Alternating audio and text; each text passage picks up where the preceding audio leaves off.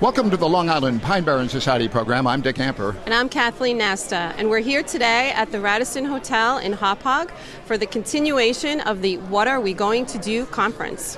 That's right. Last time we heard from people about new funding and other very exciting news, but today we're going to talk about what is being done in and out of government.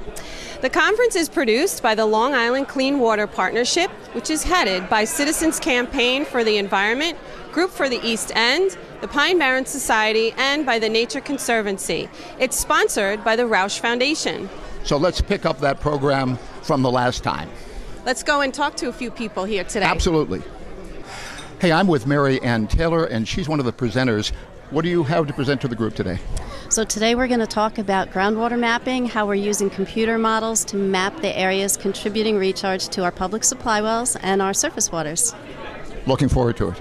This meeting has just been, we've found, been so terrific about bringing together all the different sort of components, people that really speak from knowledge and that can, in one group, to be able to sort of help us all move together in a really positive way. Well, David North looks like he's about ready to start the program, so let's watch. Yes, let's watch. The state of Rhode Island, just across the Sound, is advancing new and promising efforts to replace polluting septic systems, a strategy among those essential for cleaner water at home on Long Island. Please welcome Justin Jobin. He's Environmental Projects Coordinator for the Suffolk County Department of Health Services. He's studied the scene and knows all about the Rhode Island experience. As was mentioned, I'm the Environmental Projects Coordinator currently with Suffolk County Department of Health Services. I originated from Rhode Island, grew up there, spent the last 15 years working at the University of Rhode Island initially, and then running a wastewater management district for the town of Jamestown. So the problem in Rhode Island is very similar to Suffolk County. What we can see is that we have nitrogen concentrations along the coastal areas that's shown in the graphics over here. That's densely populated areas that were coastal communities that were then developed into year-round properties. The main problem was cesspools and steel tank systems leading to fish kills, as you can see over here. So very similar to what we have in Suffolk County. Similar to Suffolk, Rhode Island put in 56 demonstration systems over a 10-year period about, and 7 different communities. The main purpose of this was to demonstrate that these are a solution, to train the local industry, and to evaluate the technologies. In 2007, the state legislature adopted a cesspool phase-out bill. This bill has been on the books, introduced year after year after year, and kind of became a running joke, but they finally went ahead and adopted it. And what this did is it required that cesspools within 200 feet of the coast, public drinking water supply wells, would have to be replaced when a property is sold. This actually changed so that there was an actual phase-out date that was 2015, when all the cesspools within the coastal areas had to be replaced. It also required that we have to inspect the cesspools, identify if they're failed. If they're failed, then they needed to be replaced by January 1st, 2012, and all others by January 1st, 2013. That other deadline was later extended to 2015. So that's all I have. Thank you for your time.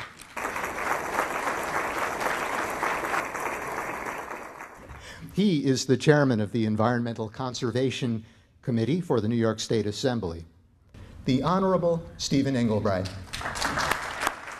It's so good to be home. This time yesterday I was still in Albany, wishing I was here. So it's so wonderful to be with you this beautiful day. We began with a commitment in the executive budget, and we built on that. And that it was done cooperatively across the aisle. Senator Kemp Hannon, I particularly want to take note of, was extraordinary in his contribution to the conversation. And what we ended up with was an enhancement. $2 billion became $2.5 billion, and the particulars really matter. So let me share that list of particulars with you. When the dust settled, $1 billion for the 2017 Water Infrastructure Improvement Act is targeted to help municipalities upgrade their drinking and wastewater infrastructure. $355 million is for clean water infrastructure projects after 2021. $245 million for water quality improvement projects generally. $200 million, as I've mentioned, is for wastewater and infrastructure and drinking water improvements in New York City's watershed. $150 million for intermunicipal water and infrastructure grants. I'm pleased that part of what the Senate and Assembly joined to make sure was inserted was $110 million for land acquisition projects for source water protection. $100 million was identified for municipal water quality infrastructure programs. $130 million for drinking water remediation and mitigation of contaminated drinking water.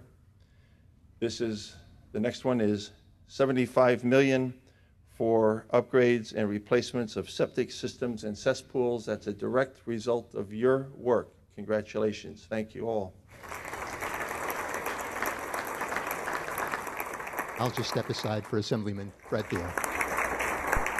What we've accomplished so far are some small steps finally heading in the right direction. That is where we are with water quality at this time. We're looking at a problem where our trend of water quality has been declining for decades.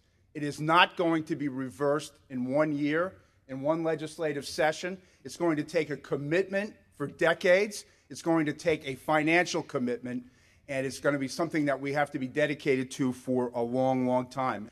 We've made some significant first steps. On the East End, last year, 80% of the people in the 5 East End towns voted to tax themselves for another 20 years and voted to set aside 20% of those dollars for water quality improvement projects.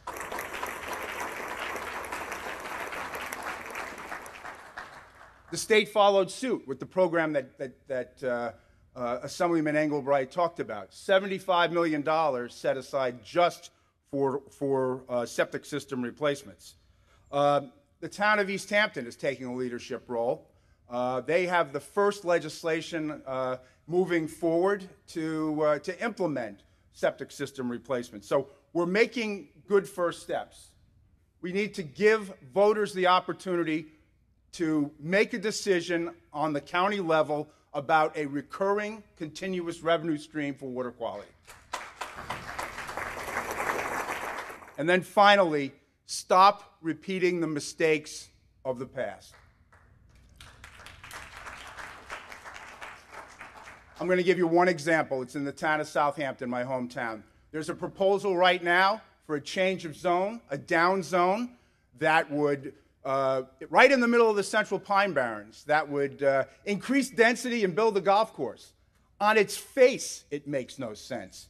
We have to be rejecting these kinds of plans. We can't be spending public dollars. We can't, on the one hand, be spending public dollars saying we need to clean up the mistakes of the past, while at the same time we continue to make them.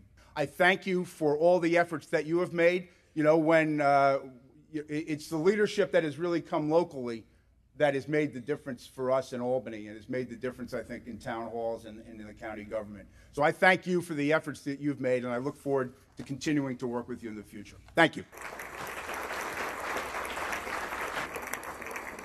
Some call him the county's water czar. Probably very few call him that to his face. It's an honor for me to say it with respect, and would you please welcome Peter Scully. I want to thank DEC. I want to thank these Assembly folks for their strong support, Long Island Regional Planning Council and John Cameron. We've made historic progress over the past few years. I'm going to talk a little bit about a program that the county executive recently enacted. But the county executive has made clear over the past several years that as we set the table to evolve away from the use of these non-performing systems to systems that do perform, we need to find a way to make it affordable for folks to change from their existing system, which may be functioning as far as they know. They hit the handle on the toilet and the way the wastewater goes, to systems that do perform. We need to find a way to make it customer-friendly and affordable. This is a local law that we introduced at the end of March, which was approved by the county legislature at its most recent general meeting, and we're now moving into the implementation process. It's a combination grant and loan program. I'll tell you basics about how it works. Using the funding source that I just described, our Department of Health Services staff will administer this grant and loan program. We're adding 4 staff to do that, thanks to DEC and the SCOOP grant. Individual homeowners may be eligible for a grant of up to $11,000. There's a $10,000 basic grant, and then a $1,000 add-on for folks who are willing to put a pressurized shallow drain field in place. I'm not going to go through the differences between the systems. And as indicated down below, certain of the costs unrelated to the installation of the system itself would be the responsibility of the homeowner. A grant of up to $10,000. The remaining homeowner's share, we found a way to make that more affordable by offering a low-interest loan through a third-party, not-for-profit, Community Development Corporation of Long Island, using the proceeds of donated and low-interest funding. We have a single philanthropic organization which has committed $500,000 to us to stand up a loan pool. We have other commitments to offset administrative costs so that people who seek the financing don't face application fees. Just let me close by expressing again my gratitude on behalf of the county exec for all the focus and momentum that the partnership has brought to this issue. I agree with Chris Gobler. We're poised to do great things. I think that the next 12 to 24 months are going to be critical. Let's keep it up. And please welcome our next speaker and pay close attention to Suffolk County's Health Department's Division of Environmental Health Director, Walt DeWittiak. I'm going to talk about the sanitary code changes that happened this past year and the changes that we're proposing this coming year. But first, I want to take one step back to 1972, when Richard Nixon was president, H. Lee Dennison was county exec, and many of you were not born yet. This is when the last round of health department changes of any significance happened to residential on-site wastewater technologies. And the brilliant idea was to put a septic tank in front of the leaching pool, mainly to enhance system life. It was known that cesspools were clogging with frequency. They only lasted so many years. By putting a septic tank with a drop T in front, you can significantly extend the life almost indefinitely if the system was maintained. So flash forward to 2017, and this is what we're looking to achieve. Authorizing innovative and on-site wastewater treatment systems that can remove nitrogen from 65 milligrams per liter down to below 19 milligrams per liter. With the pressurized shallow drain field or some of the technologies that Dr. Gobler was speaking of, the layer cake, natural reactor barrier, we're looking at additionally removing nitrogen so that receiving groundwater can be 2 or less. It's an ambitious goal, but we think it's doable. So Article 19 is the key accomplishment that happened this past year. This bill was signed by the county executive in August. It was unanimously approved by the county legislature and the Suffolk County Board of Health. Health Department shifted from a passive model, put in your passive septic system and never deal with the health department again, to an active model. This is required by the state sanitary code to have a responsible management entity to oversee systems over time. These are mechanical, they need maintenance, they can fail. Somebody needs to be there with the system and a process to make sure they operate properly moving forward. In terms of the specifics of Article 19, Article 19 sets forth responsibilities for the department and for property owners as well as for the service providers. The key thing is we want this to be as seamless as possible. The average homeowner just needs to do 2 things.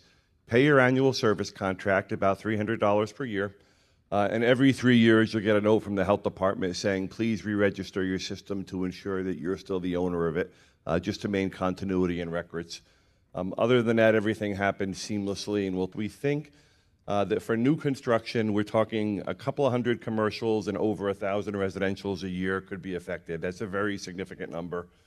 On retrofits for failed systems, we think that on the order of 5,000 systems per year are failing. And the solution to that has been to put a cesspool next to the old cesspool, which is not a good solution. So that's a very large number that we're working on fixing. Thank you much for your time. I apologize I ran over. Please welcome the Vice President of CDM Smith, Marianne Taylor. So this cartoon here shows how recharging precipitation can carry contaminants introduced at the ground surface down to supply wells or surface waters. And we're focusing right now on contaminants introduced below ground in septic systems. And they can travel down through the aquifer to reach supply wells that may be miles down gradient from the sources. And the same to surface waters. So if we knew where the source water was, the contributing area was for each of these wells and our surface waters, it would help us to identify the potential contaminants of concern, and then would help to focus management and protection strategies moving forward. So because of that, we've been working with the county and the state for almost a couple of decades, mapping these contributing areas. So this is one of the work products from the county's subwatershed wastewater plan. It's an early action item of the state's LINAP program, and this provides the contributing areas to surface waters and to supply wells on the main body of the island. One of the key components is these travel times, the time it takes from recharging precipitation to travel from the water table down to discharge at a well or a surface water. The county's identified, together with the stakeholders that Carrie and Walt identified, 189 separate sub-watersheds. So now all of the contributing area assessments have been completed, and we're having the fun part of trying to understand the results. We're overlaying these travel times, these contributing areas, on land use maps. And you can see here, it's a preserved area versus the residential land use here. We have parcel-specific nitrogen loads that are developed in conjunction with all the stakeholders that the county and the state have assembled. And we're tracking that nitrogen through the groundwater system to discharge either to wells or to surface water bodies. And so here you can see the beneficial impacts of land preservation, right? With the simulated nitrogen less than 1 milligrams per liter. In the more developed areas, you see the higher values.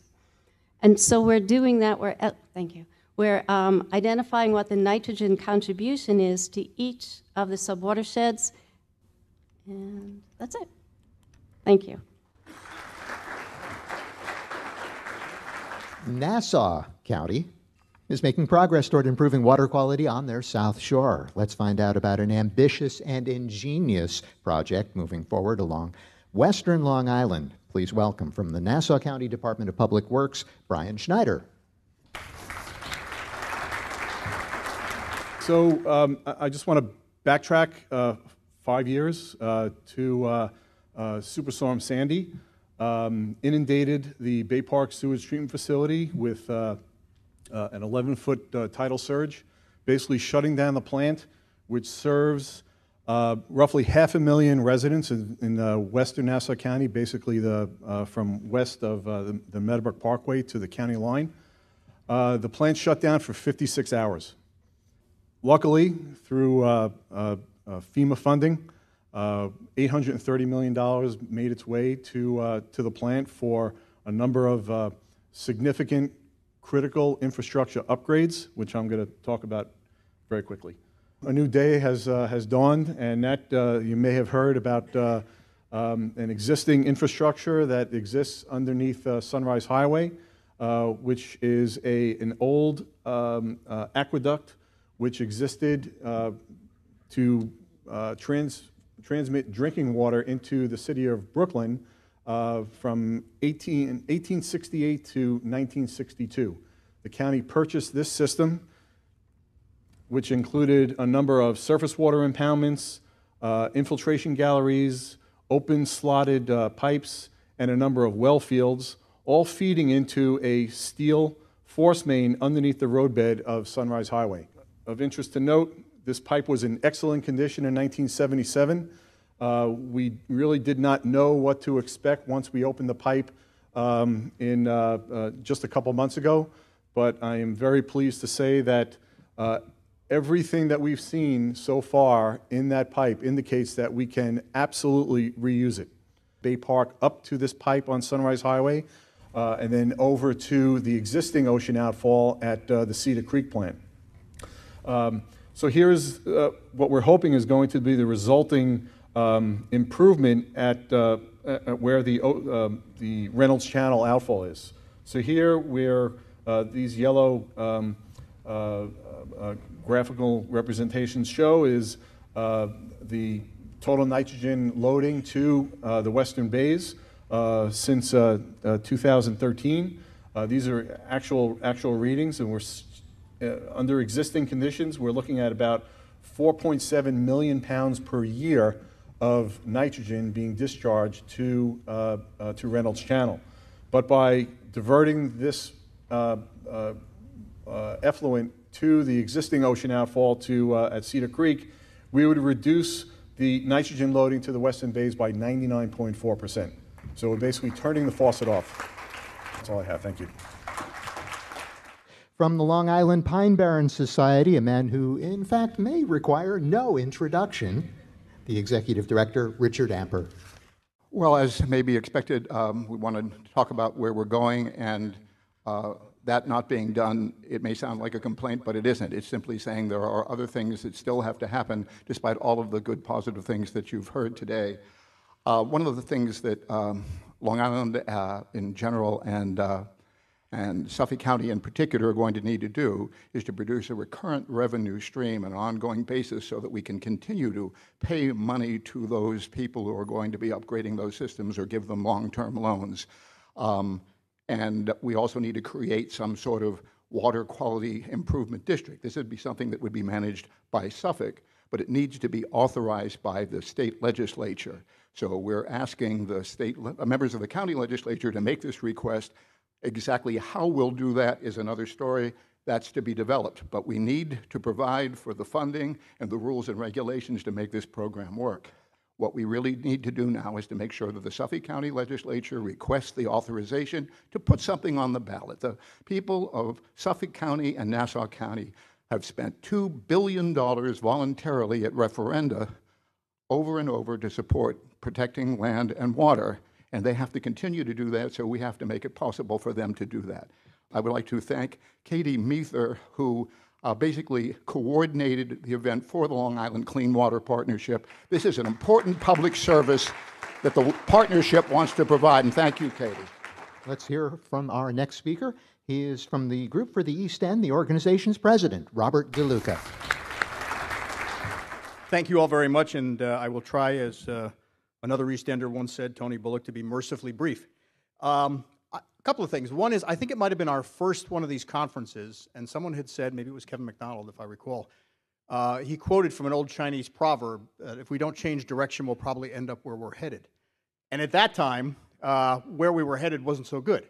I'd like to venture a guess today that we seem to have changed that course a little bit, and just by listening to what I've heard, you know, things look a lot brighter than they did when that first meeting took place. We did have to change direction. We are changing direction, and the proof on the ground is that there are lots of ways to get where we want to go, and we shouldn't forget about any of them. Many of the things here we've talked about today in terms of just changing out the wastewater systems, an absolute priority, but think about how many other ways, how many different communities have found an opportunity to use whatever limited resources they have and whatever ingenuity they have to get to a place where cleaner water is going to be the goal, and we're finally tracking toward the place we wanted to be when this conference started so many years ago. Thanks very much for your time, and hope to see you again next year.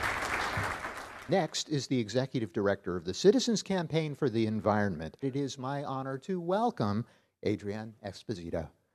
I do want to start out by saying thank you to all of you, because change doesn't happen spontaneously.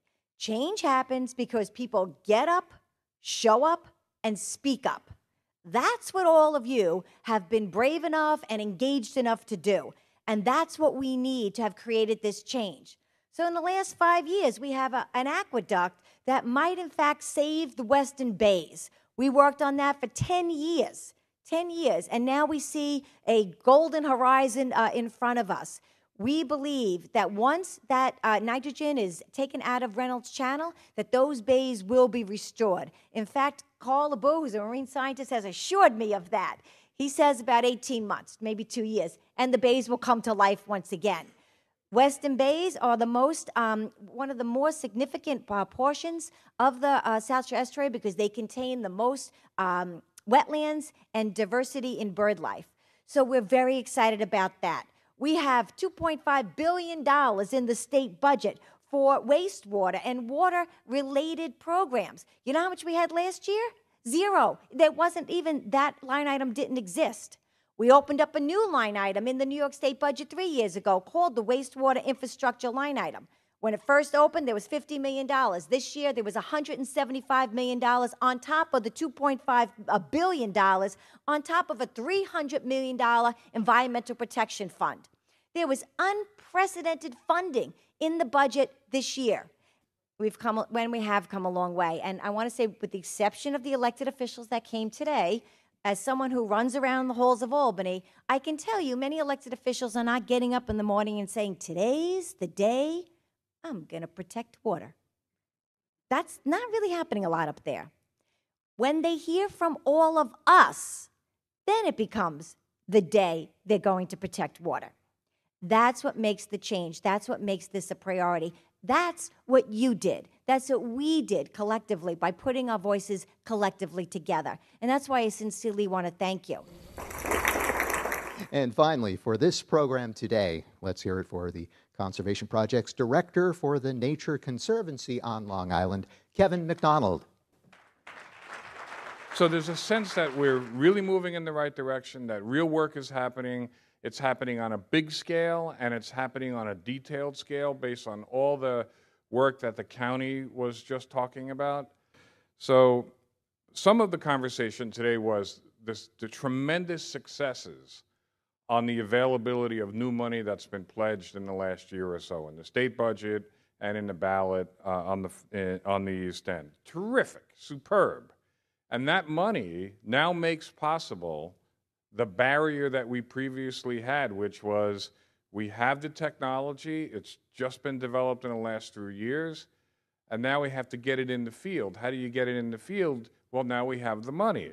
It begs the next question, which is, how do we continue feeding the change paradigm for more money, better technology, cheaper technology, more installers competing with one another so that the installation can become more affordable, and on and on and on. And our challenge going forward will be, how do we get the business community, the labor community, the civic community, government leaders all together and rowing in the same direction to find a way forward to do that? So we're committed institutionally as broader organizations working in this arena with so many good partners, many of whom you saw today. And we all have to continue moving forward. We're not done. We have more to do. We have to keep working. And I look forward to doing that on behalf of the Nature Conservancy with so many of you. And thank you very much.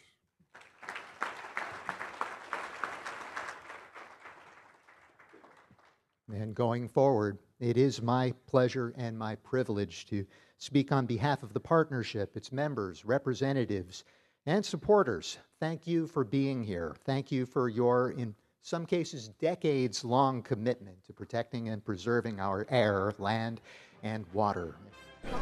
Well, that was a great program, and I don't know about you, but I'm getting more and more optimistic about the improvements we're making in the water quality. I think for good reason. Yes. Join us again next time for another program on the environment. I'm Dick Camper. I'm Kathleen Nasta. Thanks See you for next watching. time.